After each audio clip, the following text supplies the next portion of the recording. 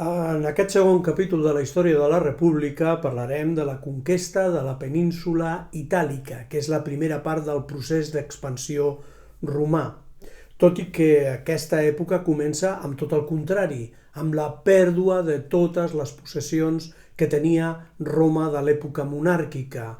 Va perdre el control de l'Etrúria i va perdre el control del Laci. És més, Roma es va haver d'incorporar en qualitat de soci, en qualitat d'aliat, a la Lliga de les Ciutats Llatines i ser una ciutat llatina més.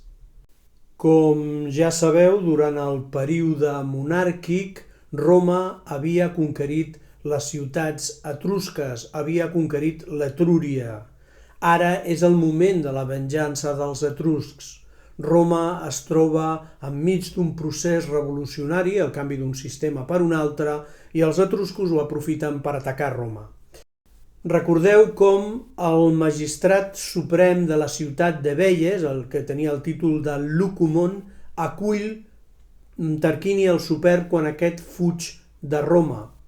I per què ho fa? Si de fet Tarquini el Superb havia acabat la conquesta de les ciutats etrusques, perquè té una visió de futur i creu que li pot servir d'ajuda per tenir el control de Roma. Doncs bé, Porsenna i Tarquini el Superb, amb totes les ciutats de la Lliga Etrusca darrere, més o menys, perquè ja sabeu que els costava unir-se, atacaran Roma i la posaran en greus problemes.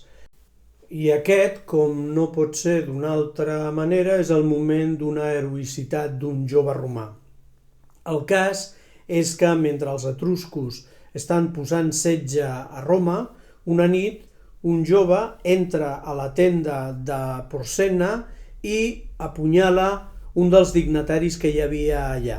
És capturat per la guàrdia i explica que no sabia qui era Porsenna i que ha apunyalat el que li ha semblat que era ell. Més endavant li explica a Porsenna que ell és només el primer d'un grup d'un centenar de joves romans que s'han conjurat per assassinar-lo, que ell ha fallat però que algú tindrà sort i aconseguirà assassinar Porsenna. I en un determinat moment que s'escapa dels guàrdies, fica la mà en un braser que tenien allà perquè feia fred i se la crema absolutament, sense ni un sol crit de dolor. Porsenna, admirat per aquesta acció, li pregunta per què ho ha fet i diu que castiga la seva mà per haver fallat. Aquest jove es deia Gai Muci Escèvola. Sorprès per la valentia i pel coratge d'aquest jove, Porsenna l'allibera i decideix que no vol arriscar-se a saber si és veritat o no això de la conjura dels joves i aixeca el setge, aixeca el campament i se'n va de Roma. Aquí teniu aquesta escena en una representació pictòrica que evidentment no destaca pel seu realisme.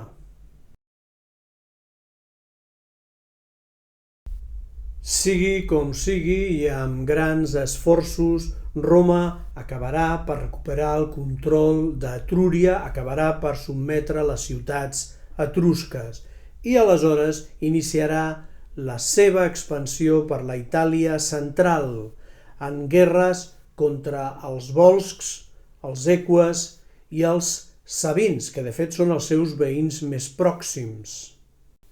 En un determinat moment de la guerra contra els eques, una legió romana és envoltada per enemics i perilla la seva subsistència.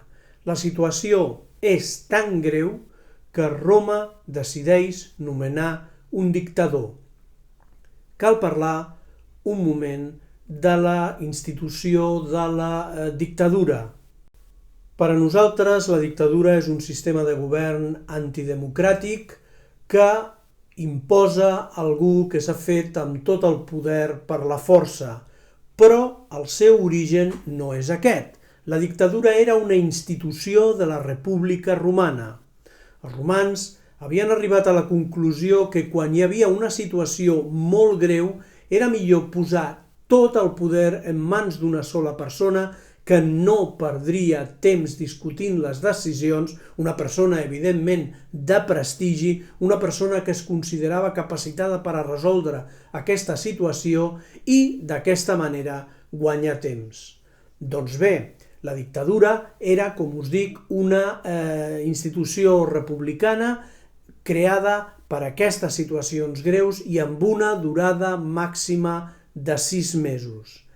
En aquesta situació concreta, quan els eques havien envoltat una legió romana, els romans van nomenar dictador Luci Quinci Cincinat. Això va passar l'any 458 abans de Crist. Aquest home va reclutar una nova legió, va atacar els eques, va tancar el cercle contra la legió sotmesa i els va poder salvar. Va tornar a Roma amb les 2 legions i va tornar al poder un cop acabada aquesta acció en només 15 dies. És a dir, va fer l'ús que s'esperava de la institució de la dictadura. Hi ha una situació greu, jo la resolc i torno tot el poder a la república, tot el poder al senat. Desgraciadament, la dictadura seria utilitzada en altres ocasions i els dictadors no farien un ús tan correcte, tan democràtic de la situació i per això aquesta paraula va acabar tenint un valor pejoratiu, però repeteixo, no en el cas de Luci Quinci Cincinat. En aquest mapa de la Itàlia central podeu veure la regió de l'Etrúria, al nord de Roma, i on se situaven una mica més al sud els pobles dels Volscos i dels Eques.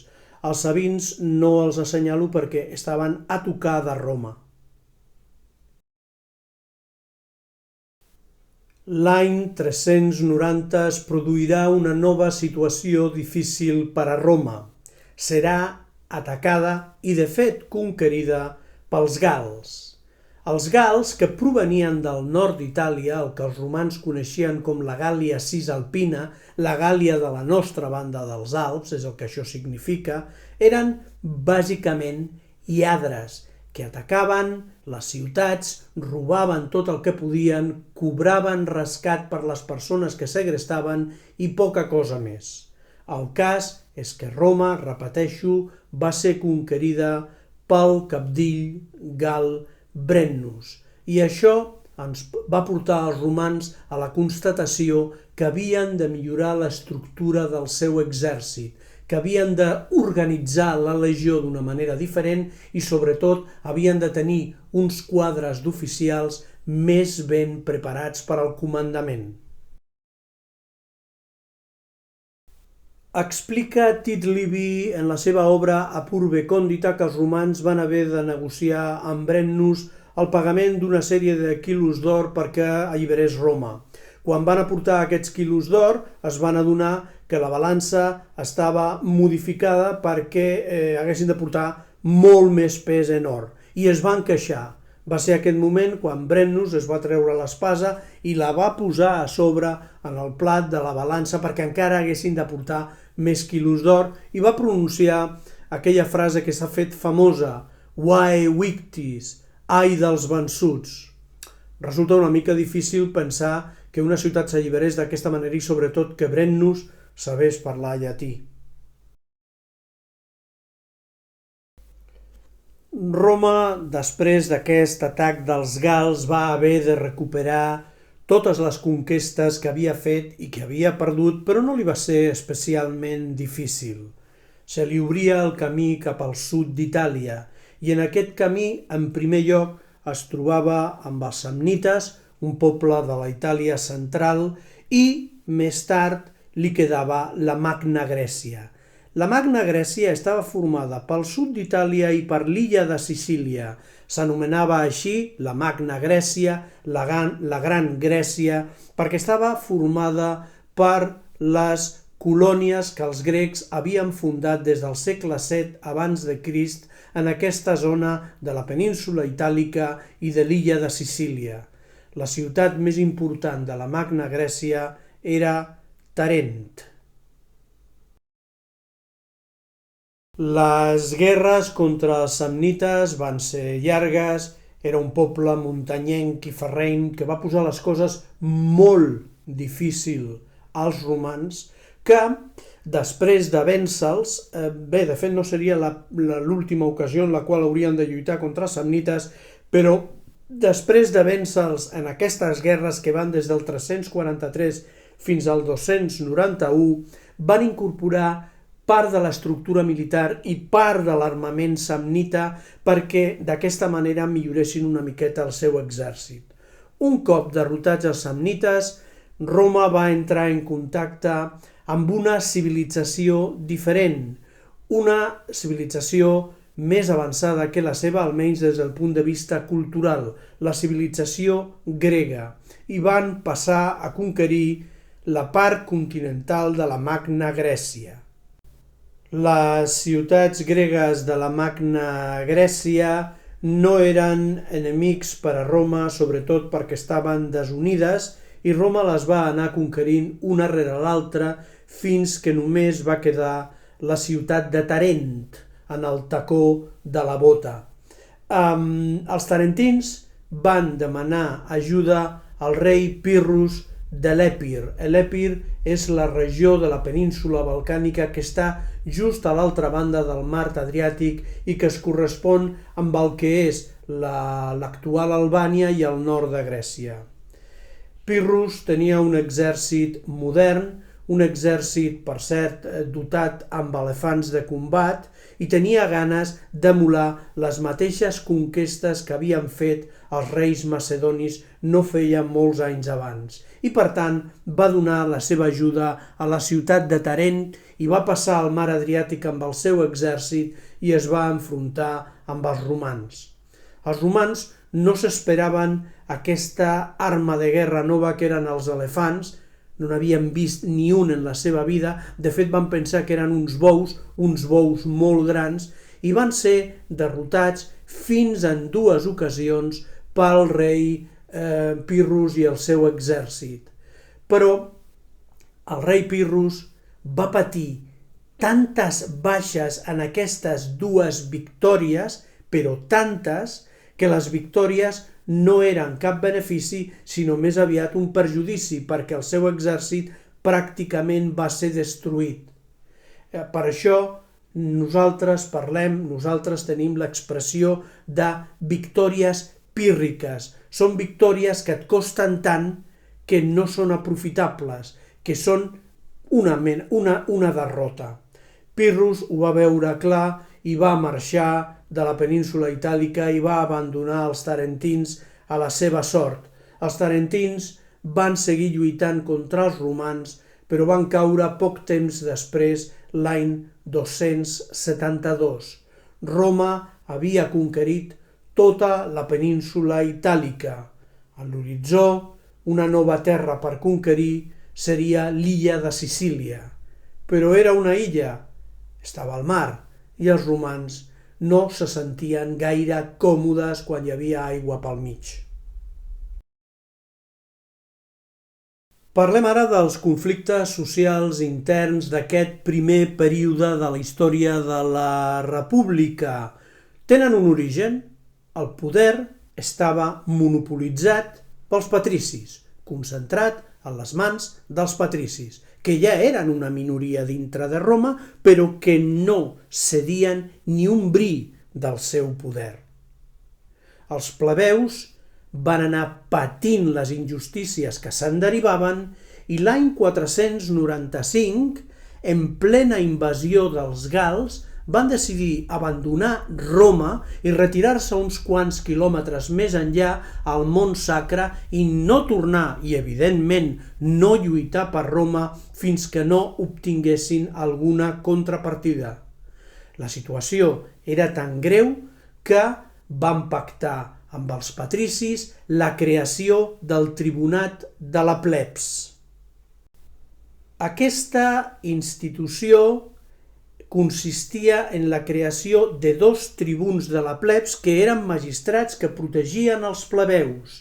No tenien la possibilitat de fer lleis noves, però sí tenien la possibilitat de vetar, d'aturar qualsevol decisió de l'Estat, del Senat, de la República, que ells consideressin que anava en contra dels plebeus.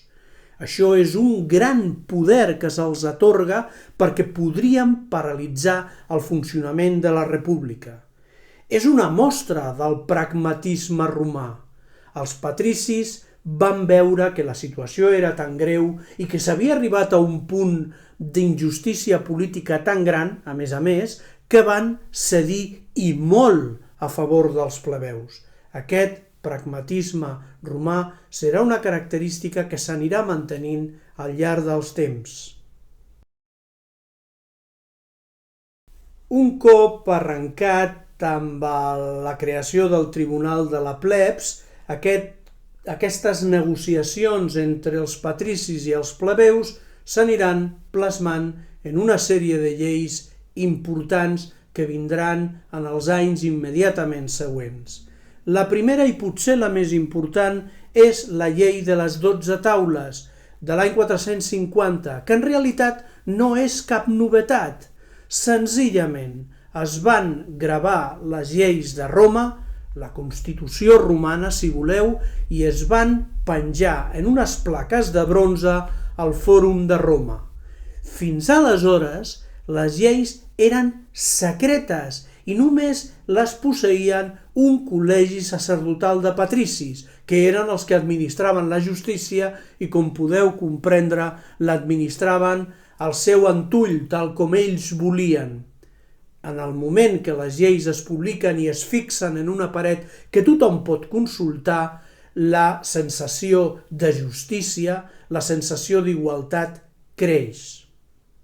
L'any 445 es produeix la llei Canuleia, que legalitza els matrimonis entre patricis i plebeus que fins aleshores havien estat prohibits. D'aquesta manera, els plebeus poden entrar en les famílies patrícies i tècnicament poden accedir a qualsevol càrrec polític.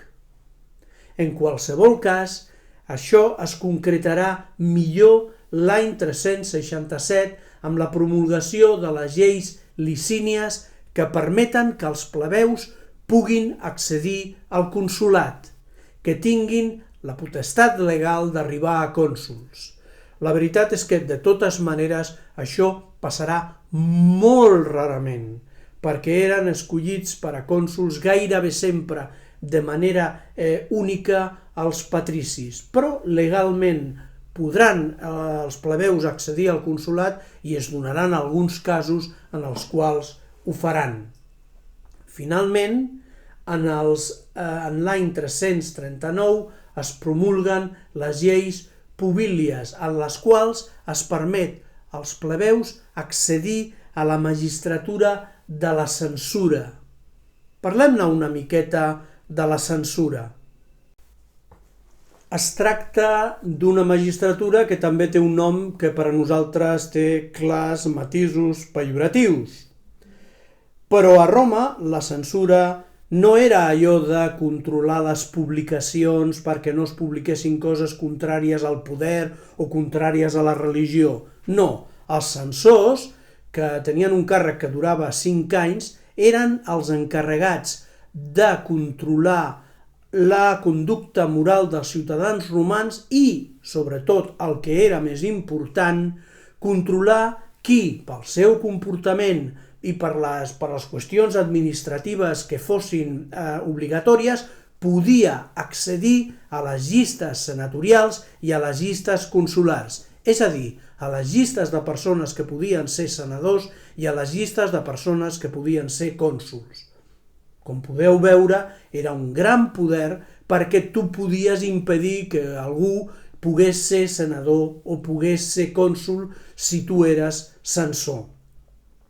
Tradicionalment, el càrrec de censor era ocupat per antics cònsols que d'aquesta manera, un cop ja havien ostentat la magistratura màxima de la República, podien seguir durant 5 anys més en primera línia política. Pel que sabem, Roma va patir més o menys els mateixos conflictes socials que les ciutats i els pobles de la zona on es trobava, de la península itàlica, i més o menys en la mateixa època. El que passa és que gràcies al pragmatisme els van resoldre abans i això els va donar un avantatge enfront de tots aquests pobles que després van ser conquerits per Roma. Amb això acabem aquest segon capítol de la República.